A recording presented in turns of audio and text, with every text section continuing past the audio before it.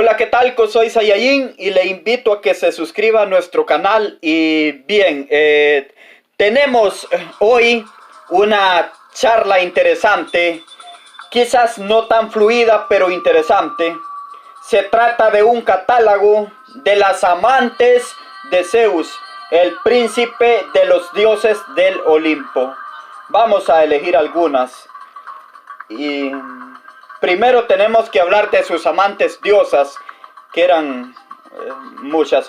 Empecemos siquiera por orden alfabético, por esta.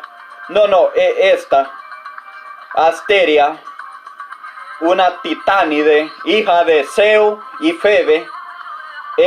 Bueno, la persiguió Zeus, intentaba tomarla directamente, él las atropellaba, ¿no? Y esta chica se arrojó al mar para escapar de él. Venía corriendo y más dijo, más si yo me arrojo al mar. Y así se convirtió en la isla errante, llamada por unos Asteria y por otros Ortigia. ¿A usted cómo le gustaría llamarse? ¿Asteria o Ortigia? Ojalá pensara uno bueno, ¿verdad? Más adelante se le cambió el nombre por el de Delos. Y imagínense, en algunas tradiciones se cuenta que Asteria se transformó en codorniz para evitar a Zeus. Y parece que Ortigia significa tal y como todos veníamos sospechando, isla de las codornices. Con razón, la señora que le comenté esto una vez se reía. Al respecto, debo decir que arrojarse al mar inmediatamente uno convertirse en isla errante, no me parece que sea el juego de causas y efectos. Acá dice, se arrojó al mar para escapar de Zeus. Así se convirtió en la isla errante por unos llamados Ortigia. ¿Y cómo así? Y así de tan sencillo. Está mal porque los oyentes de este programa van a dar en creer que arrojándose al mar han de convertirse en una isla errante llamada Ortigia, en el peor de los casos. Además, hallar una isla errante y es difícil entender. Es interesante la idea de una isla errante. Está el tema de no saber dónde está. En el mar Báltico había una isla errante que los marinos juraban encontrar en lugares diferentes cada noche. Segunda amante, esta ya es más importante, es nada menos que Leto, y era hermana de Asteria, de la isla errante, también llamada Ortigia por las malas lenguas. Me pareció que eran hermanas. Zeus tuvo. Yo me creía Zeus, ahora me creía Zeus, yo me quería colar, pero no. Y Zeus tuvo relaciones con Leto, no tampoco con Roberto Leto, un actor de argentino, una diosa llamada Leto. Y esto enfureció a la esposa de Zeus, Hera, con H, para evitar que causaras su perdición de cualquier daño. Zeus convirtió a Leto, incluso él mismo, en codorniz. Ya le habían gustado las codornices de la tipa anterior, de la Ortigia, y entonces ella, cuando terminó la milonga, se fue volando. Pero Hera no estaba dispuesta a la humillación y envió ¿a quién? A la serpiente Pitón tras de Leto. Y entonces, debido a esta amenaza continua de la serpiente Pitón, Leto no pudo dar a luz los hijos de Zeus, de los cuales estaba embarazada. También se dice que fue obligada a permanecer embarazada durante meses, vagando desconsolada. Ni la diosa de los partos ni nadie se atrevía a ayudarla por miedo a la ira de Hera. La primera vez sin H, la primera vez sin H y la segunda vez con H, la ira de Hera. Hera había prohibido a cualquier población acoger la descendencia de Leto. Con la ayuda del viento del sur, la mujer llegó finalmente a Delos, la isla flotante de la Cíclada, y ahí por fin pudo alcanzar tierra y dar a luz a sus dos hijos famosísimos, los dos hijos más célebres de Zeus, Artemisa y Artemis, diría algunos, y Apolo. Bien, otra diosa amante de Zeus, Metis. Metis significa la capacidad de transformarse, de cambiar, pero también significa la astucia y la prudencia, que a veces consiste en cambiar el tiempo. Parece que la doncella no quería acceder a los requerimientos de su cónyuge, que no lo era todavía, y para escapar de Zeus, tomaba formas diferentes. Era como una metamorfosis de tantas diosas. Finalmente Zeus la deja embarazada, según, y empieza a tejerse la leyenda. Gea, la abuelita de Zeus, le advirtió que si Metis tenía un hijo, este hijo lo iba a destronar. Así que, en el mejor estilo de sus padres Cronos, Zeus se tragó a su esposa, se la tragó. Primero, le voy a contar cómo le hizo para tragársela. Recuérdese que Metis podría transformarse en cualquier cosa. Entonces empezó con una interrogatoria acerca de cuántas formas podía tomar agua, en qué te podrías transformar o qué sé yo, hasta que al final le dijo, podrías convertirte en una gota de agua. Jeje, a que no, le dijo. Por supuesto, dijo Metis, vio cómo son estas transformistas. Demuéstralo, le dijo Zeus, y en el momento en que esta chica se transformó en una gota de agua, Zeus se la tomó. Tener a Metis dentro era incorporar las artimañas que permiten desbaratar a los bienes del enemigo y triunfar sobre él.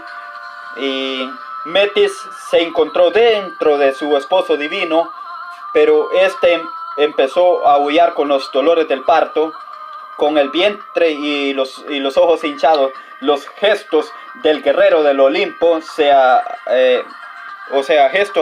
el guerrero del Olimpo, y a la hora del parto le partió el mate, el cráneo, dio un hachazo, y mientras Zeus daba un fuerte grito que sacudió la tierra, encrespó los mares e hizo temblar las montañas, y de la herida de la cabeza surgió una joven armada de la cabeza a los pies, con casco, lanza y escudo y lanza de bronce. Era Atenea, la diosa de la inteligencia, hija de Metis y de Zeus, pero dada a luz por su padre. Bueno, esta es la fábula más extraña, pero la fábula mayor del orden patriarcal, sí señor. La madre devorada. Me gustó. Bueno, bien, vamos a continuar. Y esos son mitos complejos. Todos conocemos la historia de... Vamos a continuar, vamos a las amantes mortales. Pasemos por alto a Almena. Y bien, a la mamá de Heracles, que muchos hemos escuchado hablar. Miren esta, qué rara. Antíope era una chica, hija del rey Niteba de Tebas y de una señora llamada Colixo. Su belleza era tan extraordinaria que Zeus la dejó embarazada después de poseerla, tomando la forma de un zafiro. Sin embargo, Antíope tuvo que huir de la cólera de su padre, Nicteo, que no creyó que el amante de su hija había sido el rey de los dioses y la acusaba de blasfemia. Claro, halló la mina embarazada y le dice, mira lo que pasó y qué sé yo. ¿Y quién fue? Dice, el rey de los dioses. Le dice, tómatela y bueno. Y que vayas encima con Dios o te voy a matar, qué sé yo. La regañó, bueno. Y salió rajando la mina, salió huyendo y aconsejada por el mismo Zeus, se disfrazó de lechuza, cambia de lechuza portero y fue hasta Sición. Y Nicteus la persiguió con su ejército hasta la corte de Epopeo, rey de Sición, donde, como se ha dicho, se había refugiado Antíope buscando protección contra su padre. Había llegado hasta ahí y su padre consideró este hecho alta traición. Bueno, como Antíope estaba bajo la protección del Estado, el viejo se quedó ahí y Antíope se casó con un señor llamado Epopeo, que era justamente el rey de Sición. Bueno, tuvo de él 2 hijos, llamados Maratón y Enope.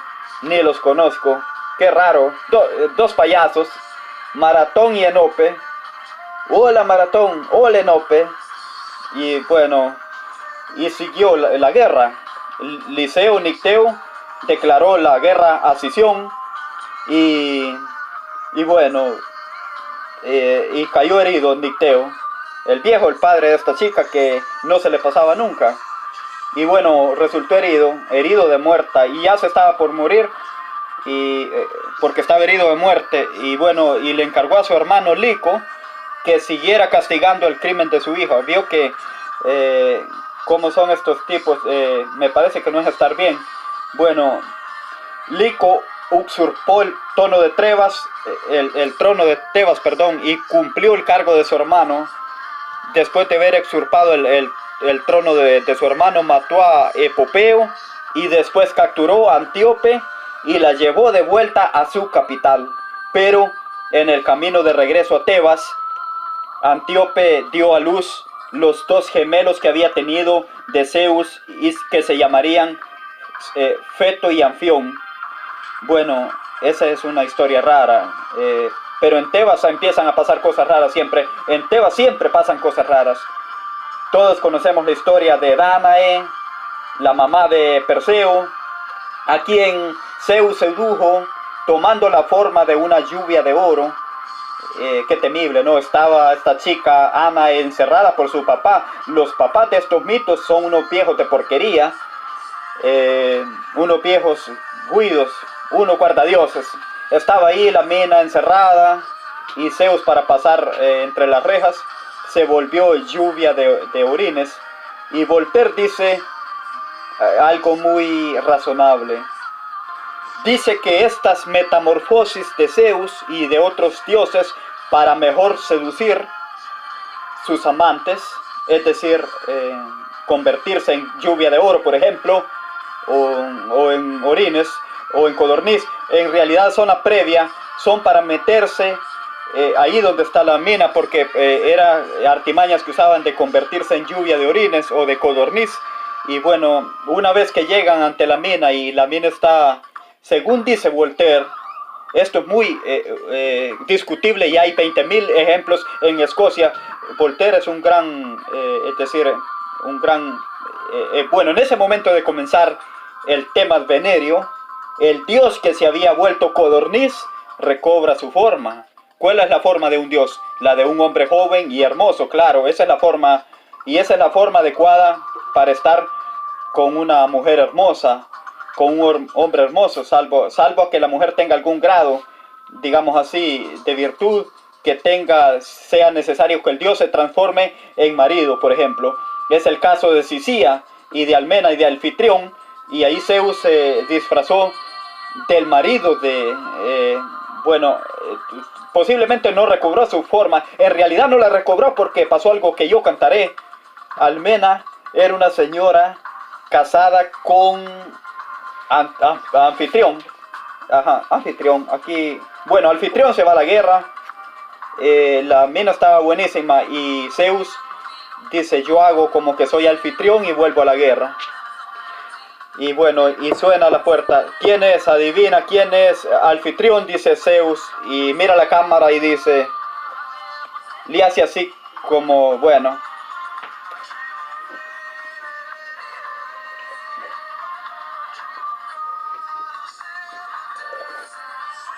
y se le mete adentro, ¿qué haces? ¿Cómo te fue en la guerra? Y bla, bla, bla. Bueno, y ahí empieza una gimnasia sexual que dura 3 días. Parece que Zeus ordenó al sol al no aparecer por 3 noches.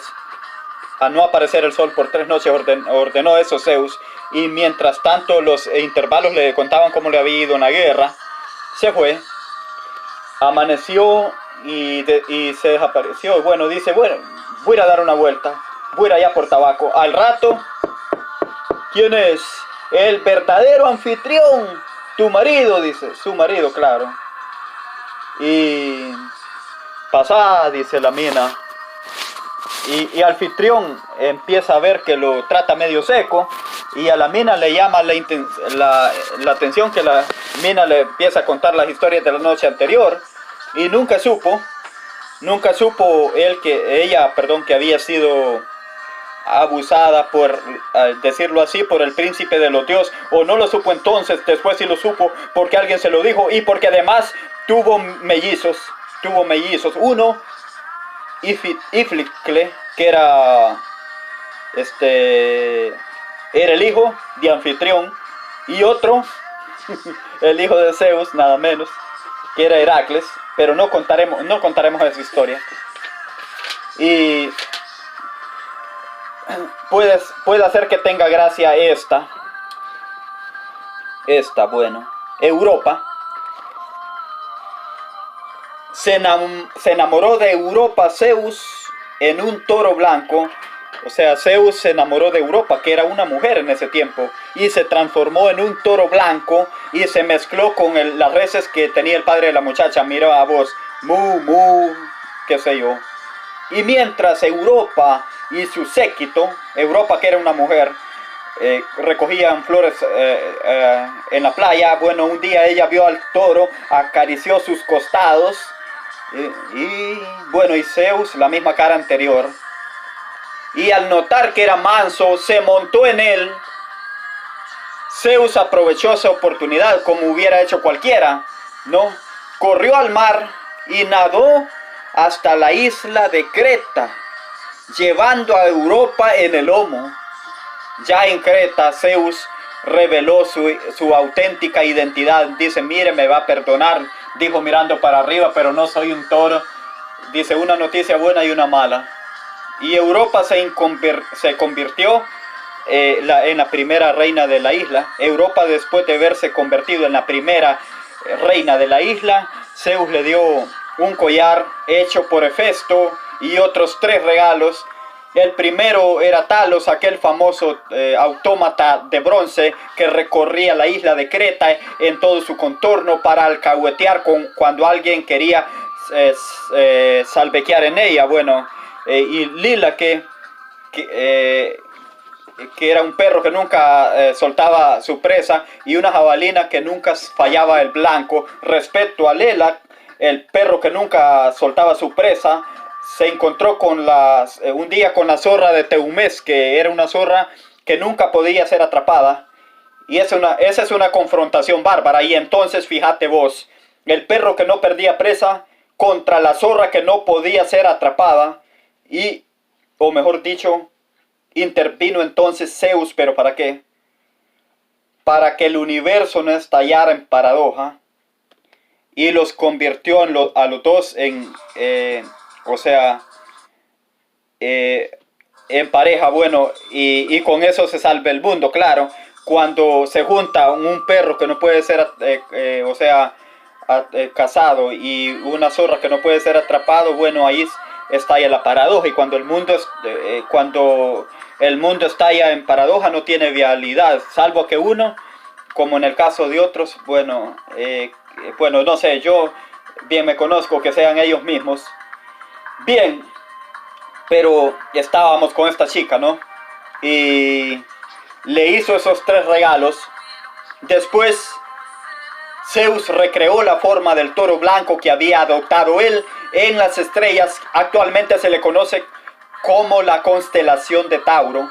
Ustedes miran la constelación de Tauro y Se quedan viendo, bueno, pensarán, incluso hay gente que ni siquiera cree en las constelaciones. Las constelaciones solo son puntos de vista, tan solo son puntos de vista, pero si usted empieza a avanzar, verá que Tauro se desmenuza y lo que parecían agujeros en un velo negro, usted cuando pasa al segundo agujero se las remienda. Bueno, la manera de remendarse las estrellas es cuando uno las sobrepasa.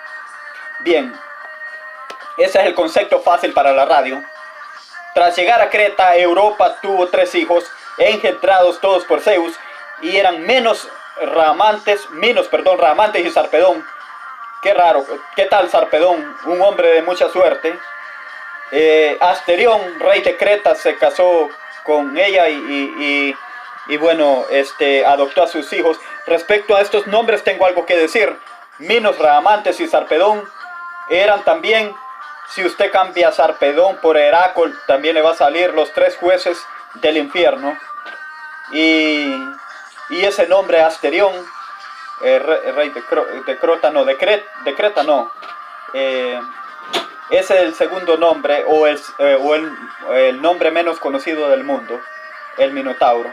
Hay un cuento de Borges, muy astuto, en el que empieza a hablar en primera persona, vivo, en una casa. El cuento se llama Asterión. Vivo en una casa, bla, bla, bla, bla. Y empieza a describir, o sea, en un laberinto, pero con palabras las menos usuales, claro. Y el que no sabe que Asterión también es el nombre del Minotauro, que el que está hablando es el mismísimo Minotauro, que se revela como tal al final. Y la única gracia es contar con que el lector no sepa que Asterión es el Minotauro, o mejor todavía, contar con que el lector pueda aceptar que es aceptable no saber, aunque él no sepa, claro, que Asterión es el otro nombre del Minotauro. Es la astuta generación de Borges, claro. Sí, ahora que lo reflexionamos, hablaré brevemente de Leda. Bien, hablaré brevemente de Leda, que era la mujer del rey Tindario de Esparta. Era nada menos que el padre de Helena de Troya, o el viejo que llamó a todos los príncipes a ver quién se quería casar con ella. Cuando caminaba Leda junto al río Eurotas, ¿qué tal? Está interesante. Se le presentó Zeus transformado en cisne, cocorocó, cocorocó. Y fingiendo que la perseguía un águila. Ay, me persigue una águila, dice, me persigue una águila, le dijo con voz de buen austriano. Y se posó en ella, por no decir otra cosa. Esa misma noche Leda yació con su marido Tindario.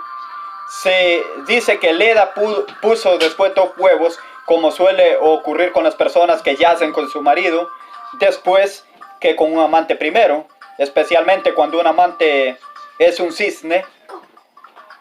De estos 2 huevos nacieron 4 hijos, Helena y Pollux, que eran inmortales, que serían los hijos de Zeus, y Clitemnestra y Castor, mortales, supuestos hijos de Tindario.